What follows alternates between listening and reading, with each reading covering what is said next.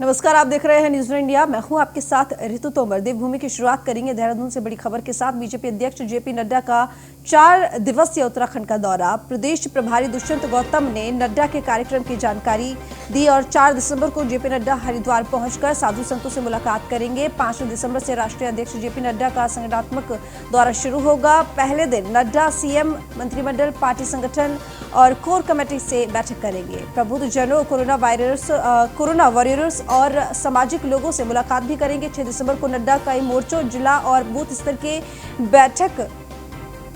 स्तर के कार्यकर्ताओं के साथ बैठक करेंगे और साथ ही 7 दिसंबर को नड्डा बीजेपी सोशल मीडिया मंडल बैठक और प्रेस वार्ता भी करेंगे।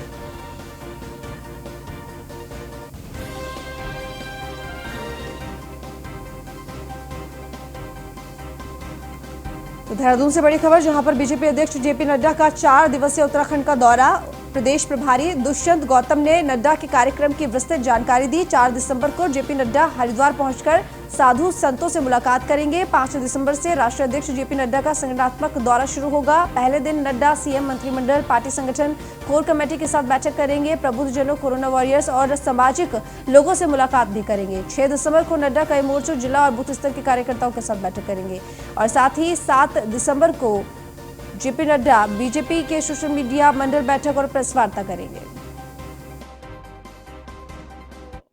जो संगठनात्मक प्रवास है वो चालू होगा, जिसके अंदर उनके करीब करीब डेली 4-5 बैठकें रहेंगे। 13-14 बैठकें उनके 3 दिन में होंगी। उसकी एक पूरी तैयारी के लिए हम अभी बैठे थे। उनके कुछ बिंदु मैं आपके सामने रखूंगा। पहला, मुख्यमंत्री और मंत्रिमंडल के साथ वो बैठेंगे, विस्तार से चर्चा करेंगे, जनता की क्या अपेक्षा है, उनको पूरा करने के लिए और कितनी ऊर्जा, एनर्जी लगाई जा सकती है। उसके बाद महामंत्री संगठन अलग अलग बैठकें करेंगे। कोर कमेटी के साथ बैठक होगी, उसमें आगामी रणनीति बनाई जाएगी कि हम चुनाव में जा रहे हैं, क्योंकि सरकारी योजनाओं के साथ साथ चुनाव एक अलग रणनीति होती है। और साथ साथ जहाँ के प्रबुद्ध लोग जो हैं, जिनको आपके ये हमारी राजनीतिक भाषा में की वोटर भी बोलते हैं, कोरोना पीरियड चल रहा है, बहुत कोरोना योद्धा भी उसमें होंगे, उनसे भी वो मिलेंगे। सामाजिक, सांस्कृतिक, धार्मिक अनेक संगठनों के प्रमुख लोग होंगे, उनसे भी विचार विमर्श कर देंगे। डोईवाला से खबर है, जहां पर सीएम त्रिवेंद्र ने ड्रीम प्रोजेक्ट सूर्यधार जलाशय का लोकार्पण किया। स्वर्गीय गजेंद्र दत्त नथानी के नाम से ये झील जानी जाएगी। आसपास के गांवों में बढ़ेगी विकास की गति। 18 गांवों को पेयजल और सिंचाई के लिए पानी भी उपलब्ध कराया जाएगा। पर्यटन की दृष्टि से भी जलाशय साबित होगा महत्वपूर्ण। और पर्यटन मंत्री सतपाल महाराज उद्घाटन में शामिल रहे। तो 50 करोड़ 24 लाख की लागत से इस प्रोजेक्ट को स्वीकृत किया गया है। जलाशय की 10 मीटर की गहराई, 28 मीटर की चौड़ाई के साथ 550 मीटर लंबाई होगी।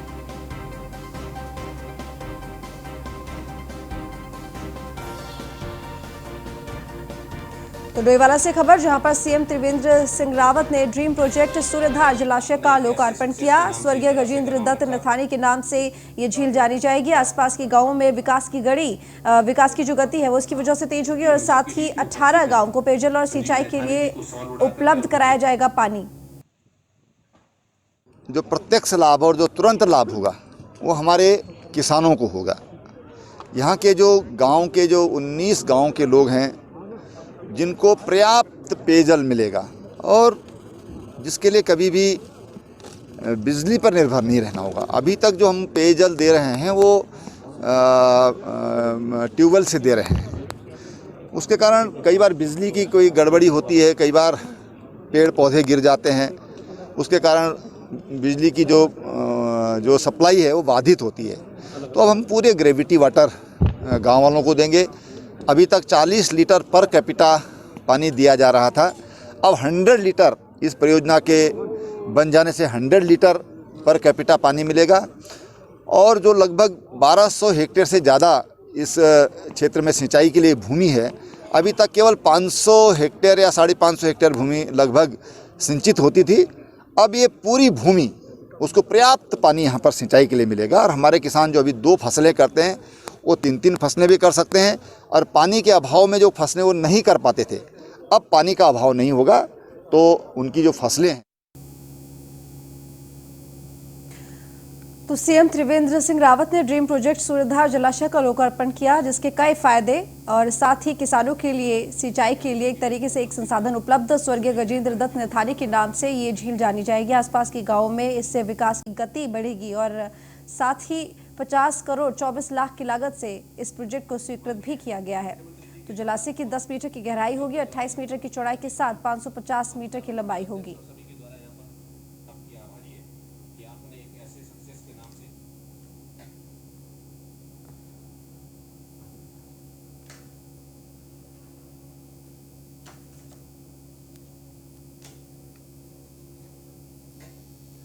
देहरादून से खबर है, जहां पर बीजेपी प्रदेश प्रभारी दुष्यंत गौतम ने प्रेस वार्ता की। सरकार और संगठन में अच्छा तालमेल है, आम जनता में बीजेपी को लेकर उत्साह है। 2022 चुनाव में 60 से 65 सीटें जीत सकेगी बीजेपी। तो उत्तराखंड दौरे पर पदाधिकारियों के साथ कई बैठकें भी की गई हैं।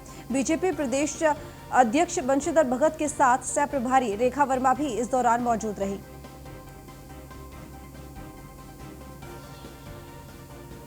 बीजेपी प्रदेश प्रभारी दुष्यंत गौतम ने ये प्रेस वार्ता की, जिसमें यहां पर गौतम ने कहा कि सरकार और संगठन में अच्छा तालमेल है, आम जनता में बीजेपी को लेकर उत्साह भी है। 2022 के चुनावों में 60 से 65 सीटें बीजेपी जीत सकेगी।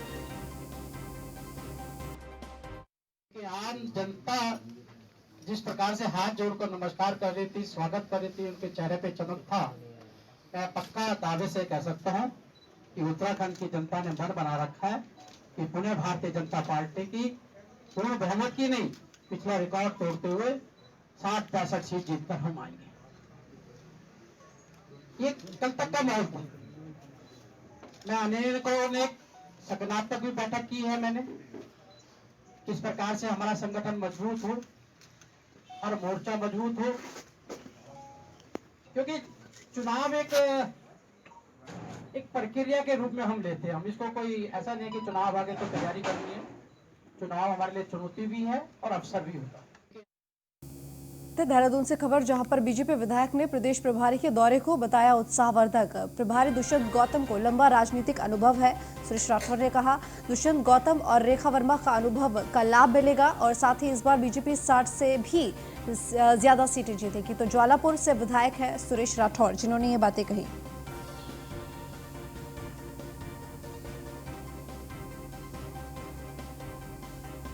तो बीजेपी विधायक ने प्रदेश प्रभारी के और मैं निश्चित रूप से कह सकता हूं कि दुष्यंत कुमार गौतम जी के उत्तराखंड में आने से यहां पर पार्टी को बहुत भारी लाभ मिलेगा। और माननीय राष्ट्रीय अध्यक्ष जी भी 5, 6, 7 तारीख को यहां पर रहने वाले हैं, वो भी यहां पर संगठन को गति प्रदान करके जाएंगे और अपनी नीतियों से अवगत कराएंगे, ताकि हम मजबूती के साथ 2022 के चुनाव में जीतें और सरकार पुनः हो।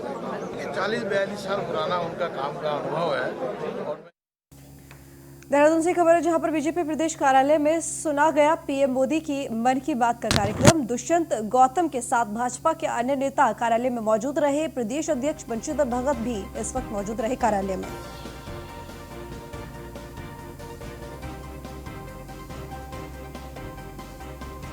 तो बीजेपी प्रदेश कार्यालय में पीएम मोदी कि मन की बात का कार्यक्रम सुना गया। दुष्यंत गौतम के साथ भाजपा के अन्य नेता भी कार्यालय में मौजूद रहे। प्रदेश अध्यक्ष बंशीधर भगत भी इस वक्त कार्यालय में मौजूद थे।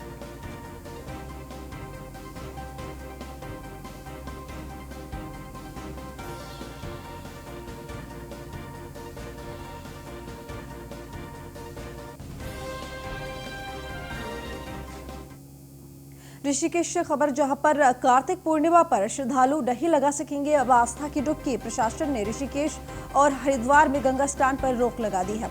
कोरोना के बढ़ते हुए कहर को देखते हुए प्रशासन ने ये सुरक्षा बढ़ाई। देहरादून के डीएम आशीष कुमार और डीजीपी अशोक कुमार ने ये निर्देश जारी किए। नियमों का उल्लंघन करने वालों पर कार्रवाई की जाएगी और घाटों पर भारी मात्रा में पुलिसकर्मी तैनात किए जाएंगे।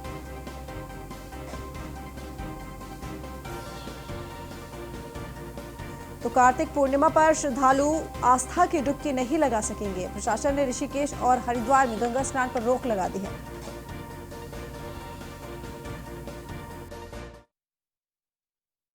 इस वर्ष कार्तिक पूर्णिमा का स्नान 30 नवंबर को पड़ रहा है। आप सभी जानते हैं कि कार्तिक पूर्णिमा के अवसर पर हरिद्वार में पूरे उत्तर भारत से लगभग 10-15 लाख तीर्थयात्री स्नान करने आते हैं। और ये भी आप सब जानते हैं कि हाल के दिनों में कोरोना की संक्रमण में फिर से वृद्धि हुई है। दिल्ली में तो तीसरी वेव चल पड़ी है, कई अन्य राज्यों में दूसरी वेव चल रही है। तो ऐसे में कोरोना संक्रमण को देखते हुए हरिद्वार प्रशासन द्वारा ये निर्णय लिया गया है कि इस वर्ष कार्तिक पूर्णिमा स्नान को हरिद्वार में होने से रोका जाए। तो मैं आप सबसे अपील करता हूँ, अनुरोध करता हूँ कि कृपया करके इस वर्ष कार्तिक पूर्णिमा स्नान हेतु हरिद्वार न आए। आप अपने अपने घरों में या आसपास जहां आपको जगह मिलती है वहां पे कार्तिक पूर्णिमा स्नान। देहरादून से खबर है जहां पर साप्ताहिक बंदी की सख्ती का असर दिखाई दिया। बाजारों में दवाई, दूध, सब्जी की दुकानों के अलावा दुकानें भी बंद रही। कोरोना पॉजिटिव के बढ़ते हुए मामलों के मद्देनजर ये सख्ती की गई है। तो डीएम ने साप्ताहिक बंदी को सख्ती से पालन करने का आदेश दिया था। शहर में फल, सब्जी, दूध, दवा की दुकानें ही खुली रही। कोरोना संक्रमण की रोकथाम के लिए ये फैसला लिया गया। तो अब साप्ताहिक बंदी का असर भी दिखाई दिया। तो एसेंशियल सर्विसेज ही बस खुली रही, जैसे दवाई, दूध, सब्जी की दुकानें। इसके अलावा सभी दुकानें साप्ताहिक बंदी पर बंद रही।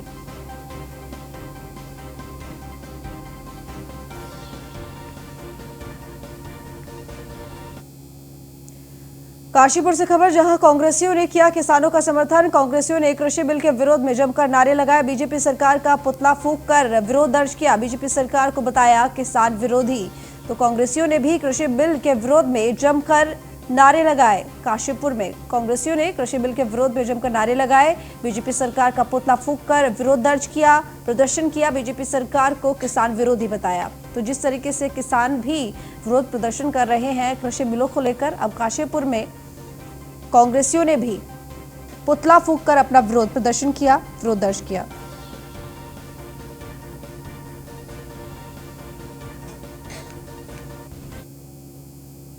नहीं है। सरकार दरअसल ये विपक्षी पार्टियां जो हैं ये सरकार के खिलाफ किसानों को बरगला रहे हैं कि ये कृषि कानून जो माननीय हमारे प्रधानमंत्री जी ने लागू किया है ये किसानों के हित में है। अब इसे दूसरी पार्टियां जो है किसानों के अनहित में बता रही हैं, किसानों को झूठा उकसाया जा रहा है। अब किसानों को ये जानकारी तो है नहीं कानून क्या है, किस लिए पास हुआ, कौन सा बिल पास हुआ, कौन सा नहीं हुआ। जितने लोग रैली में हैं किसानों की रैलियों में आ रहे हैं, इनसे अगर ये पूछा जाए कि भाई ये क्यों तुम हंगामा कर रहे हो, तो गदरपुर के गांव नंदपुर से लापता हुई लड़की के परिजनों ने पुलिस पर सहयोग न करने का आरोप लगाया है। लड़की की बहन ने बताया कि उसकी बहन 7 नवंबर को काशीपुर परीक्षा देने गई थी। इसके बाद से उसका कोई पता नहीं है। पुलिस को इसकी तहरीर दी गई, लेकिन पुलिस कोई सख्त रुख अपनाती नहीं दिख रही।